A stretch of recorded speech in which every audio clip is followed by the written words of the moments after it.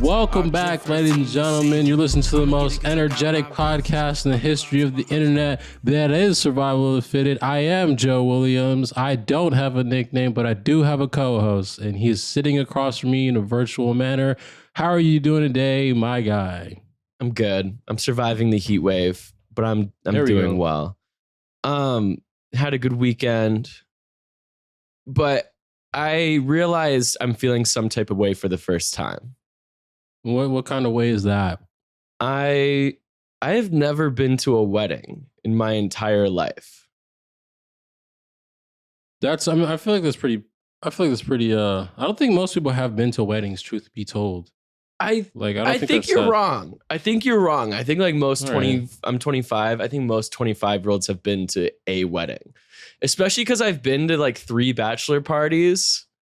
That is weird. Then three of my friends had kids in the past year.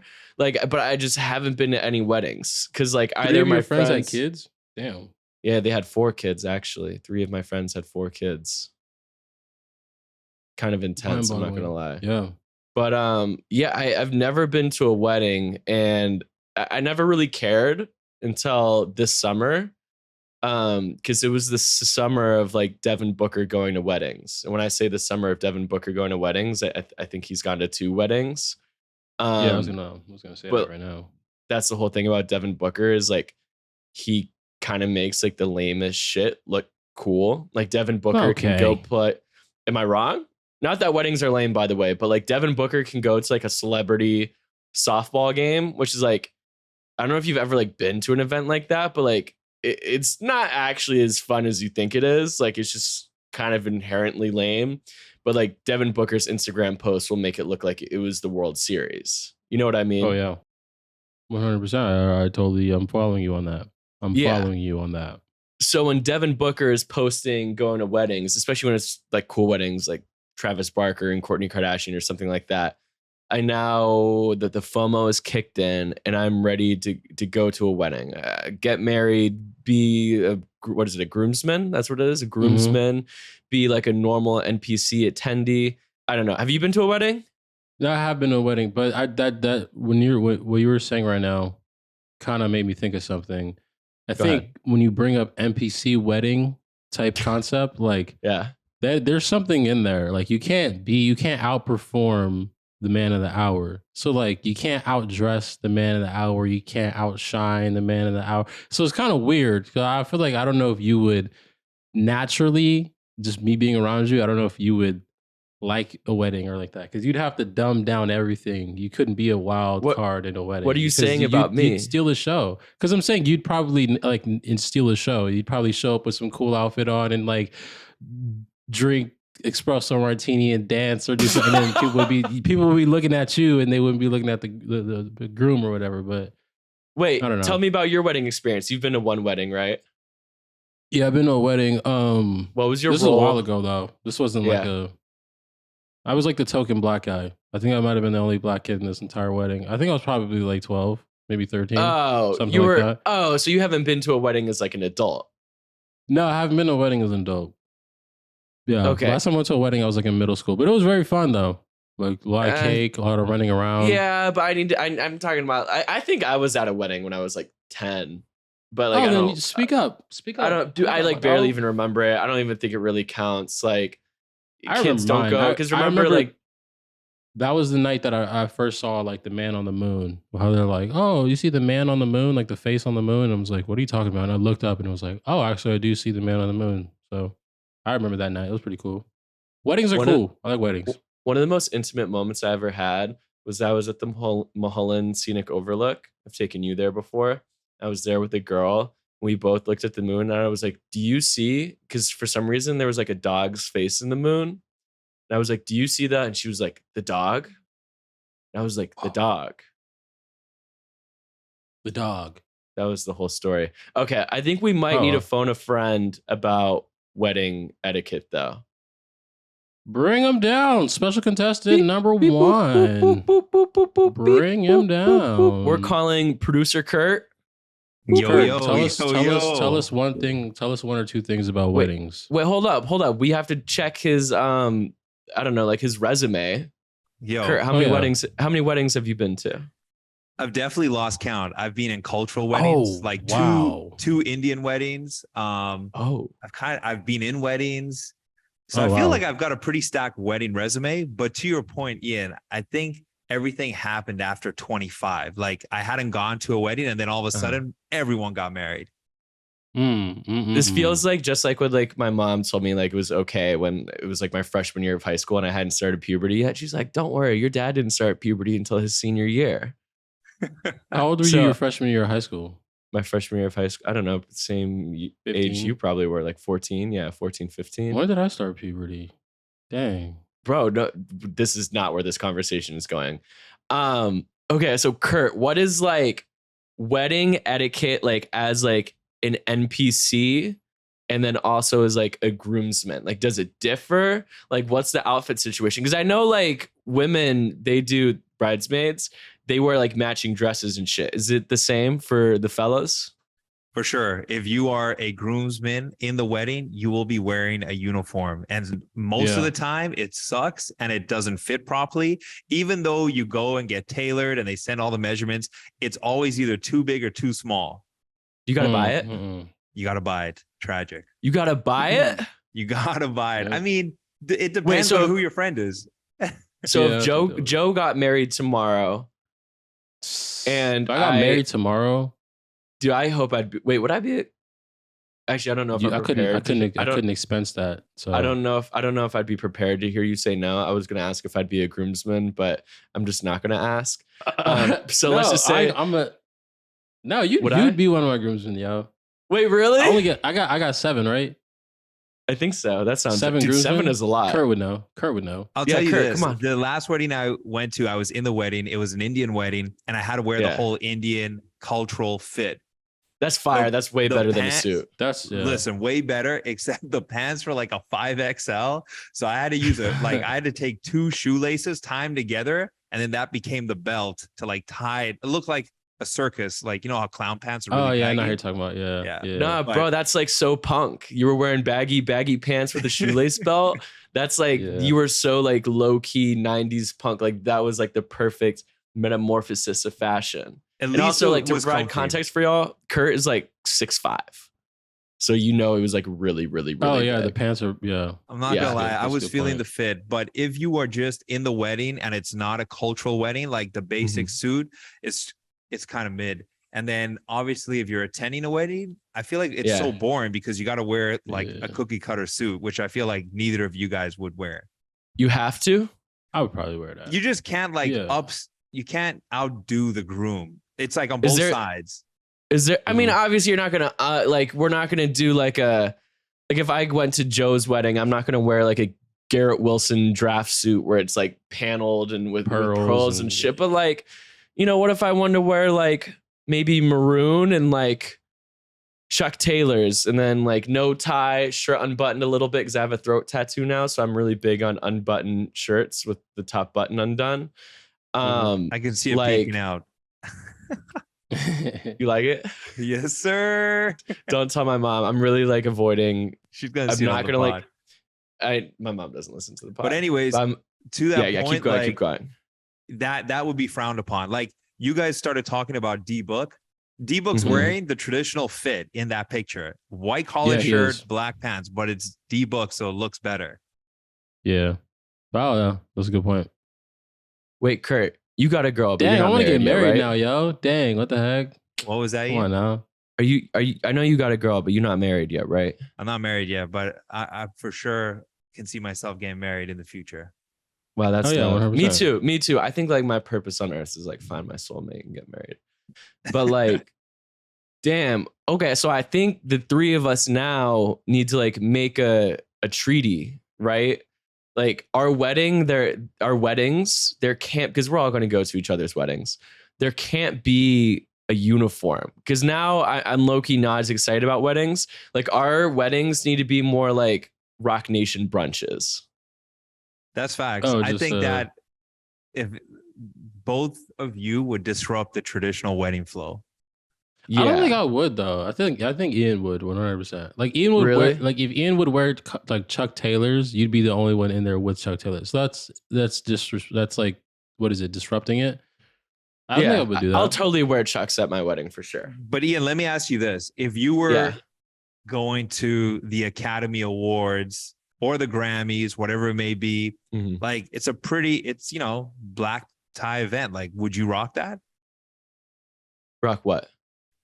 Black and white suit.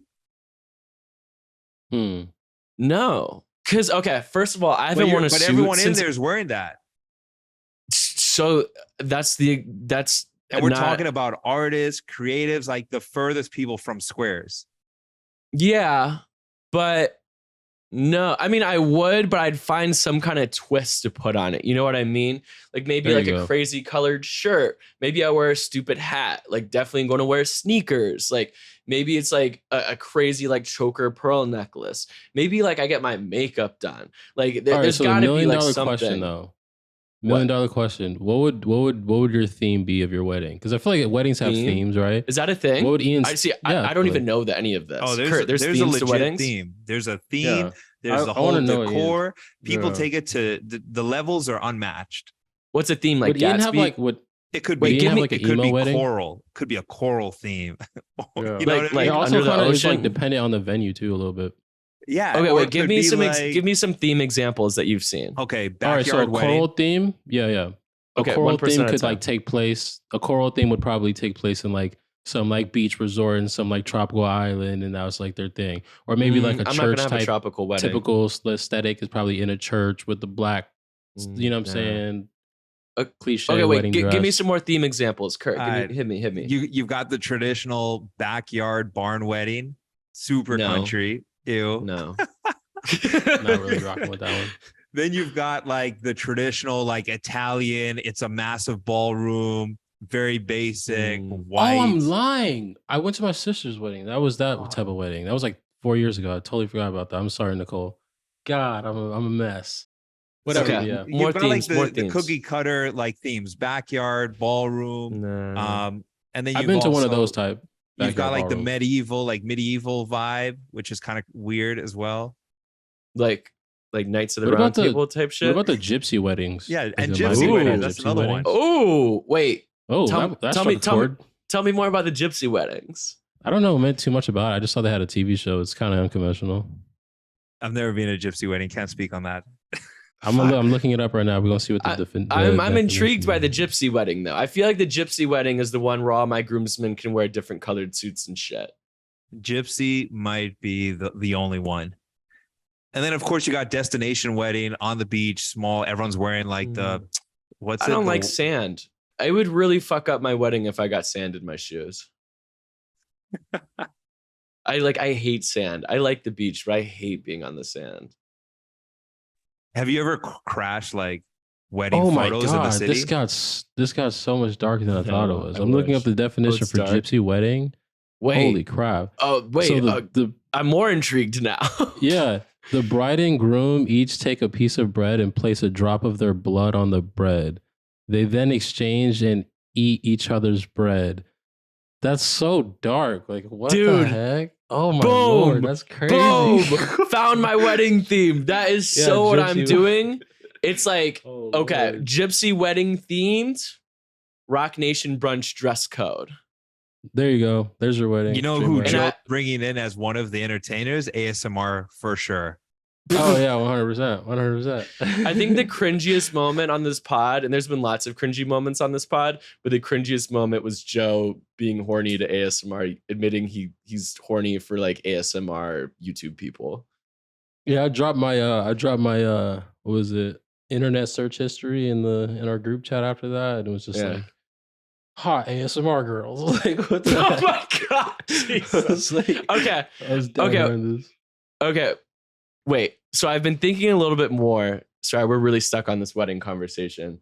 I do see how it would be a bummer to me if Joe and Kurt, if you guys were better looking than me at my own wedding. But I feel like if you let that happen, that's your own fault. Yeah. You just can't like have everyone walking in and everyone's like, oh, look at that guy's fit. Like, and everyone's taking pictures with him and he's so not just have a better one. Just have a better one. You have to be the man or of the sit hour. that or sit that guy in the back corner. If you're outdressed at your wedding, to me, I've never been to one, so I'm just going off context clues, facts that you guys have given me. I think that's just your own fault. I think this is probably like getting married is probably the biggest day of everyone's life up to that point. If not, it's top 3. That's your own fucking fault. You should have planned better. Yeah, like most people have never been in a situation where they're going to have a high number of people that are there for them, irrespective whether it's 20, 100, 500. So now all these people are there for you. And if you looking dusty, hey, that's your fault. And you probably plan for like, is what you get like engaged, maybe you get married like what, like 9 months later. Does that sound pretty standard? I feel like that's right. Like I think anywhere from 9 to 18, like year and a half. Yeah. So you have 9 months to plan an outfit because you're the main character, right? And like you probably send the invites like, maybe 7 months in advance. Probably depends if it's like destination, whatever. But like the people that are guests, they have a lot going on. Like your wedding isn't the main thing to happen in their lives. They're probably going to maybe think about their outfit like a week or 2 in advance. You have like a massive, massive, massive head start. So if you get outdressed, that's your own fault.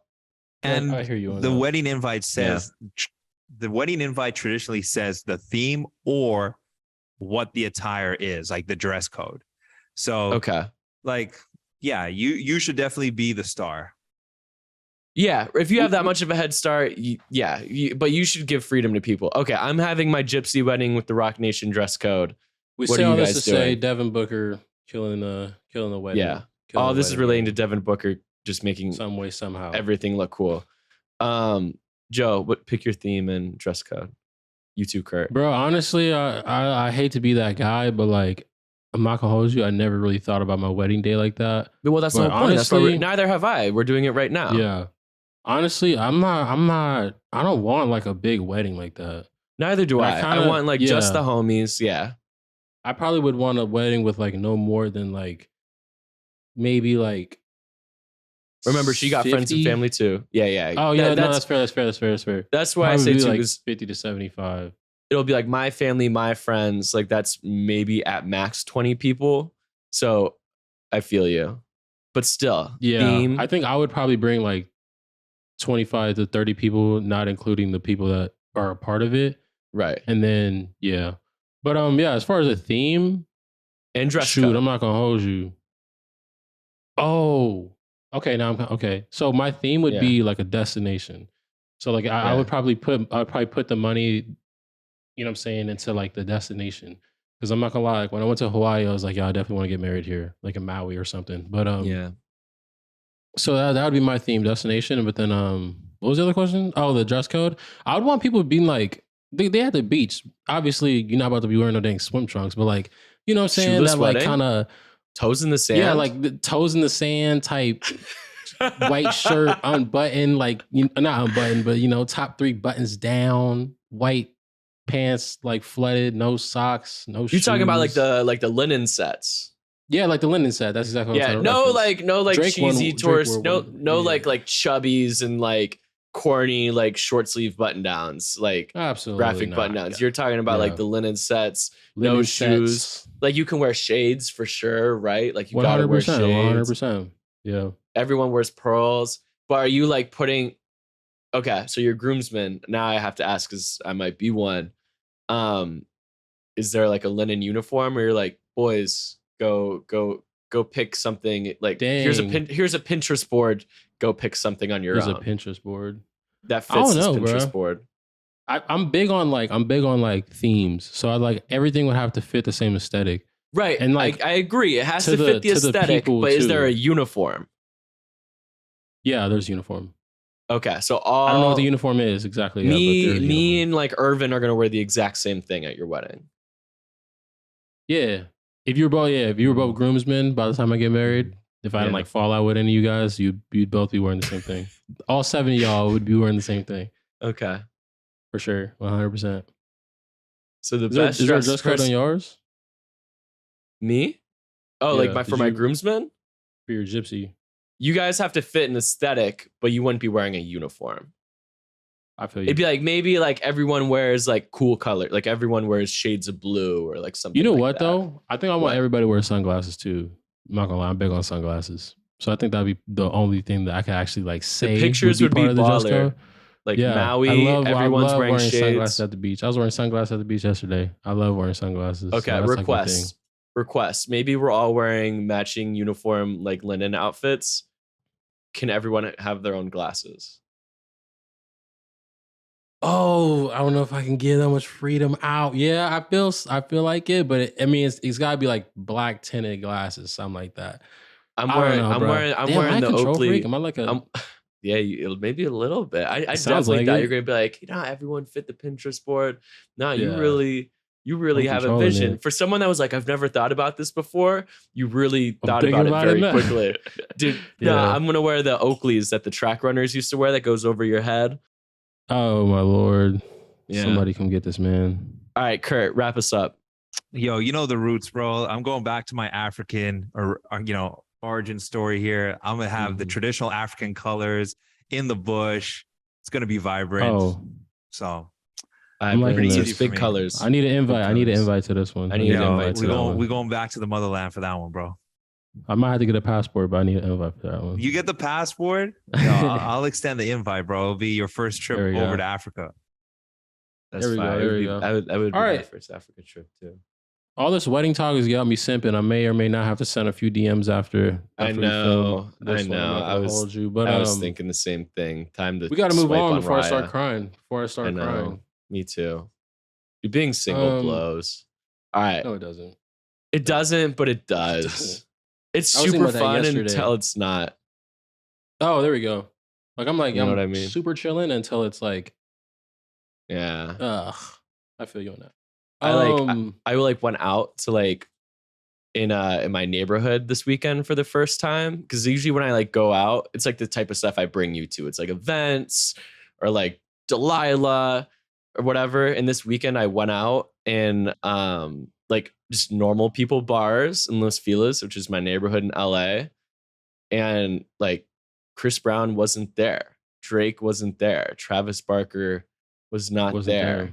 Just a bunch of normal people. It was just like normal men and women and shit. And it was like, I'm not gonna lie, it was really fun. But I was like, wow, this is like an adjustment. I have to like learn how to like talk to people again. Do you not talk to people when you're in the other like venues? High-end venues? Usually I just know everybody. Because like think about it, half of these events are like, the 2K release party. So it's all the same people that you see at every event, or it's a fashion related party. And even if I could roll by myself and still see tons of people that I know. You know what I'm saying? It's kind of like always the same crowd. Like when you go out and like in West Hollywood, you know what I mean? If we go to Highlight Room, we're going to be at Vic's table. It's going to be Vic. It's going to be Vic's homies we've seen before. Shit like that. I feel you. Anyway, back to talking about fashion shit. Did you see that Jerry Seinfeld modeled the new Kith collection? I did see that. That. You sent it to me. I've seen that. So I have an opinion. Dated. Ready? We love opinions on this podcast. Isn't this why men get podcasts? Just so we can scream our opinions into the void. My opinion my opinion is that having normal looking people model clothes is fire. Because normal looking people are gonna be the ones probably in it. Yeah, right. Exactly. Because that's the whole thing. You can make really mediocre clothes look good when the model is some like starving, chiseled jawline Soho Czech Republic import. You know what I mean? Like you can make anything look cool when the person wearing it is like stupid attractive. And so obviously like Jerry Seinfeld is still like absurdly famous. Like ALD does this too. They had like, Action Bronson model stuff, shit like that. These people are still famous, but they're regular looking, and that makes the clothes look cooler to me. Like as a purchaser. Like I mostly shop online. I don't like going shopping in person.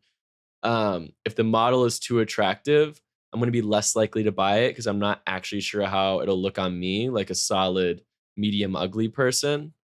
You know what I mean? Like there's nothing worse. Like, you ever shop on Essence? Nah, I haven't. Bro, the models be like these like regular European super modelly, like Rick Owens runway aesthetic. That's and I'm wild. like, yeah, and I'm like, bro, like these, I have no idea how this will actually look on me because it's not going to look the same. Anyway, though, the whole point of this is to say, I know I can look as cool as Jerry Seinfeld in the Kith Bomber as he did. Maybe. Yeah, we gotta. Maybe. Yeah. Maybe. Anyway, it'd be hard to out cool Jerry Seinfeld, but bro, that got me thinking. That reminded me. I think this is a interest that me and you both share. The album About Nothing. Every time I hear Jerry Seinfeld's name, I always just think of the album About Nothing by Wale. March 2015. I'm just like playing that in my junior year of high school. Goodness gracious, man. Goodness gracious. Shout out to, I was late to the album About Nothing. I started listening, or the mixtape About Nothing and the album About Nothing. My sophomore year of college, I had an internship where I worked. It's the only time in my life I've ever worked in an office. It was at like this like PR/ad agency, and really fucking boring. But there was this one other intern named Brandon who was just mad cool, and we would sneak into the conference rooms during work so we could watch LaMelo and LiAngelo Ball's Lithuanian live streams on Facebook. But anyway, he was one that was like, I was like, bro, I need some fucking music to listen to. This is so boring. And he was like, bro, have you listened to this mixtape and this album? And I was like, no. And they both of them became like, and I haven't even watched Seinfeld besides like on hotel TV. I watch Curb Your Enthusiasm though, which is super funny. But I feel like I can call myself a Seinfeld fan because I love those two projects so much. Yeah, I hear you. Shout out to Wale. Makes sense. I feel like Wale is going to be forgotten in like 15 years. You think so? Like with the next gen. Yeah, because you know how like some rappers like, or musicians just in general, like, like you and I are going to know Nirvana or Tupac, you know what I mean? Like they make it to the next gen. I mean, maybe those are bad examples because they're like uber famous, but like, you've heard of like the Beastie Boys, right? Yeah, 100%. You can like name a Beastie Boys song. Like, I hope that the next gen can still name a few Wale songs. Sheesh. The next gen. Yeah, that's going to be. No, we're Gen Z. I think you're Gen Z with me. We're like late Gen Zs. Yeah, we're late Gen boomers. Zs. No millennials here. Yeah. I did a thing today. We make Instagram reels, so. Yeah, no millennials here. This is a millennial. I'm just kidding. Draw a line in the sand. No, but you know what I seen? It's kind of been taking NBA, the NBA culture in storm here. Mm-hmm. Nick Young recently, hopeful future survival fitted guest, putting it out there. Yep. Nick Young recently hopped on a podcast. Question was lobbed to him. He said, "Hey, man," because if I'm not mistaken, I think Nick Young, for context, is getting in the boxing ring against somebody. Blueface. Like he's fighting Blueface. It's like the battle of Blueface. Yeah. Blueface, baby. He's fighting Blueface. Mm-hmm. So he was like, "Hey, yo, what? I guess NBA player, basketball player, would you want to hop in the ring against?" So Nick Young answers, D'Angelo Russell. You took that personal. You definitely took that beef personal. That they had like 10 years ago. So yeah. But yeah, got me thinking.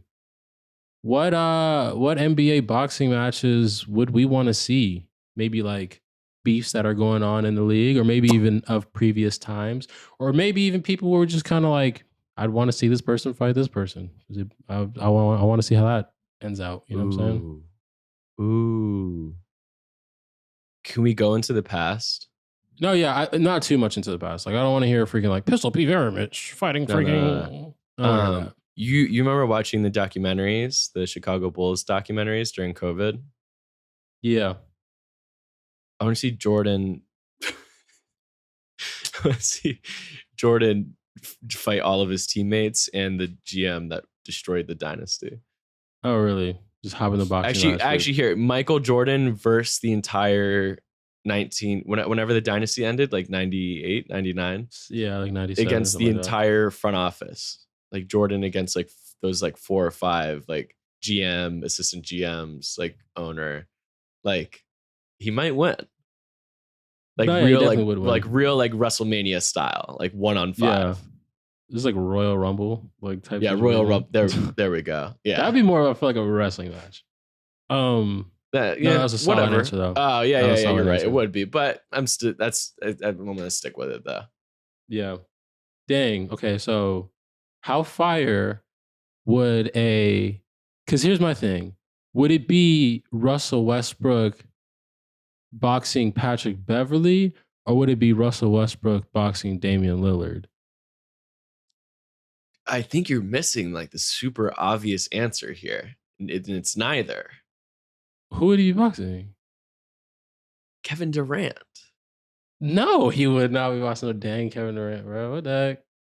And I think that'd be because KD's got like reach. I'm not like a boxing expert, but like, dude, literally the best, like one of the, like probably because there's beefs all the time in the NBA. It's part of what makes the NBA so fun. Like the best beef was when KD left the Oklahoma City Thunder and Russ, like there was just so many, like, I don't know if memes is the right word, but remember like the picture of like Russ like sitting behind the MVP trophy and everyone's like, oh, he coming for it. It was all the videos of like Russ highlights to Now I Do What I Want by Lil Uzi. And it was like, oh, like this is going to be so epic. Like, dude, there's moments. There's like Russell moments. Yeah, dude, the first Thunder Warriors game, post KD switching teams, was probably the most hyped I've ever been to watch an NBA regular season game before Christmas. Because like the NBA season really starts on Christmas Day. Like everything else is just extended preseason, like October through Christmas. But like that game, I don't remember exactly when it was, but that was like the most excited I had ever been to watch a regular season basketball game. If I'm not mistaken, I think the Thunder got like washed that game. They got washed, but I think like Russ played really well and it was a whole thing. Yeah. And every other Warriors Thunder game that season like lived up to the bill. Like it was, NBA regular season is just inherently not exciting. This shit was exciting. Yeah, I remember that one. I think that was a game where like Russell Westbrook got in KD's face, or maybe that was the second game they played. I don't remember, but I think it was second. I think the first game they just like ignored each other. That was my favorite, where it was like they pretended that it didn't exist, and they were just like, it's just another game. On TV, you could just like reach in and grab the tension out of the air. Yeah, there was just like, bruh. I love that when NBA players pretend that they don't know what the moment is, and they're just like, oh, like LeBron James is like infamous for that. Bro, bring back NBA beefs. Just another game. Like on court, like legitimate, like on court beefs need to come back. I feel you. You know. Yeah. Who would be another fire? Because I know the KD Russell Westbrook boxing match would be garbage. Like that would be so lame to watch. Yeah, it would like KD. That would like actually from an actual boxing standpoint, that would actually be really lame to watch. I don't know, hit me. I'm not gonna lie. I don't know a ton about boxing. All right, so I feel like this is just kind of like based off NBA beef. Like, I love Kendall Jenner's exes. Devin Booker hopping in a boxing ring against like Luka Doncic, like which is based off like the playoff run that they had, and he was like everybody's tough when they're up, and he's like the Luka special. I feel like that would be a fire boxing match. Be cool. All right, I didn't get the reaction I wanted, but all right. Either way, John Wall against anyone. Who would John Wall hop in a? Did John Wall ever have like a beef like that in the league? They had the beef in that one Celtics series with like Isaiah Thomas and basically the whole team. Yeah, it wouldn't be. Oh, maybe like Kelly Oubre Jr. and like Paul George. I think they had like a beef at one point. They were like going back and forth. Dang, I guess there's no NBA beefs, man. That's unfortunate. I know. Bring back. So I guess DLo and Nick Young are like the only ones that are like still keeping this alive, apparently. Yeah, like there needs to be like on Twitter. That's you know why there's no beefs is because it's rare that one superstar will leave the team while the other one stays. Like usually when you see superstars leaving teams, like maybe they were the only superstar on their team, or B, the team is blowing it up, so they trade both, like a la like Rudy Gobert, Donovan Mitchell. It's like the OKC situation was unique because KD left, but Russ stayed on a still like pretty competitive team. I think that's what like made that like the perfect like basketball beef. And then maybe that's why we don't see it all the time. Also, everyone's just best friends now. I like that though. Yeah. What, you like that everyone's BFFs? Yeah. Like I know the old heads are like punching the air on that one. Best of both worlds. I want both. Because I like the super teams. Like I love like the Kyrie friendship. Like I like that shit. But give me both. Give me both. Give me both. Yeah. I'm a thought. Give me lit. All right, guys. It's been real. Maybe this boxing match can be sponsored by Chrome Hearts potentially, and maybe not. Hey, if you listen to this pod, I don't know where you listen to it, but subscribe to us on Spotify as well. Chrome Hearts. Also next week, the LeagueFits WNBA teams will be dropping, so stay tuned for that. It's lit. Whole squad posting, look at like we on LeagueFits. All drip first team this season.